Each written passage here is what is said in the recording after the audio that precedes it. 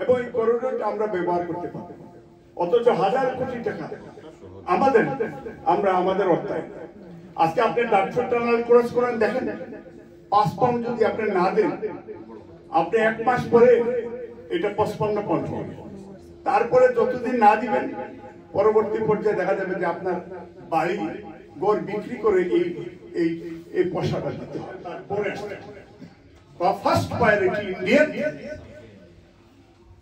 ইন্ডিয়াতে ফার্স্ট। আর যে করিডোরটা দিয়েছে, এখন আমার বাড়ি সামনে দিয়ে আমি মনে করে এই ফেসিবাদী সরকার যদি আপনার তার প্রথম যদি না হয়, কোথার কসম আমাদের ইমান ঠিক থাকে, যা যা করা প্রয়োজন আমাদের করতে হবে। এর জন্য আমার মনে করে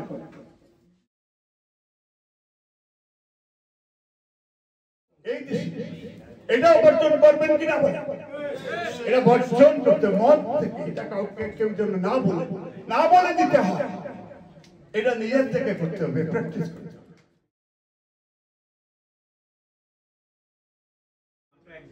স্টুডেন্ট উপস্থিত ছিল, এরা কিন্তু কেউ পলিটিক্যালি ইনভলভ না। যে ছেলেগুলাই বা তাদেরকে বয়কট করেছে এরা মাত্র ইউনিভার্সিটি, এটা শুধুমাত্র ছাত্রলীগের বিরুদ্ধে।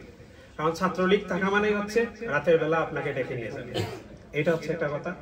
এবং আমি যখন সেক্রেটারি ছিলাম আমার ইউনিভার্সিটি, আমি এমসি বিশ্ববিদ্যালয়ে পড়াশোনা করেছি, তখন আমাদের অনেক কর্মীকে নিয়ে যেত, শুধুমাত্র নিয়ে ও নামাজ পড়লে ওর সন্দেহ করতো, আজানের সময় মসজিদে গেলে নিয়ে যেত, 2-3 দিন দেখার পরেই ওদেরকে মোটামুটি ইয়েতে নিয়ে যেত, হল রুমে নিয়ে যেত, নেওয়ার পরে মারামারি করতো এবং মোবাইল চেক করতো, ইস্যু করতো, চেষ্টা করা হয়। ভাগ্যক্রমে আমি বেঁচে যাই এবং শেষ পর্যন্ত আমাকে দেশ ত্যাগ করতে বাধ্য করা হয়।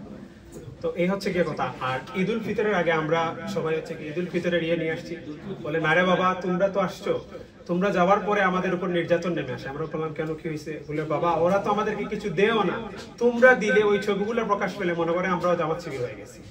তারপরে আমাদের গাছের এই ফলমল গুলা দেখার পরে বলে বাবা তোমরা আমাদেরকে নিজেরা ওইগুলা নিয়ে এসে আমাদেরকে দিতে, আর ওরা আসার পরে এইগুলা তো আমরা পাই না, বরং এইগুলার জন্য আবার টাকা দিতে হয়, কোনো সময় ওই কিছু করি। এইরকম ভাবে রাত যত গভীর হয় প্রভাত তত নিকটে আসে। চারিদিকে প্রচন্ড অন্ধকারে ছেয়ে গেছে, অচিরেই সকালে সূর্য উঠবে ইনশাআল্লাহ। আমাদের নেতৃবৃন্দ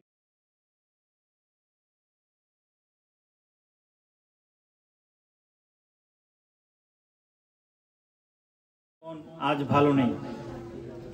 বাংলাদেশের জনগণ বাজারে আজকে দ্রব্যমূল্যের ঊর্ধ্বগতি, ভারতের পণ্যে বাংলাদেশ 6 লাভ এবং অবৈধ অগণতান্ত্রিকভাবে ডামি নির্বাচনের মাধ্যমে নির্বাচিত প্রধানমন্ত্রীর মাধ্যমে যে সরকার বাংলাদেশ পরিচালনা করছেন, আমরা মনে করি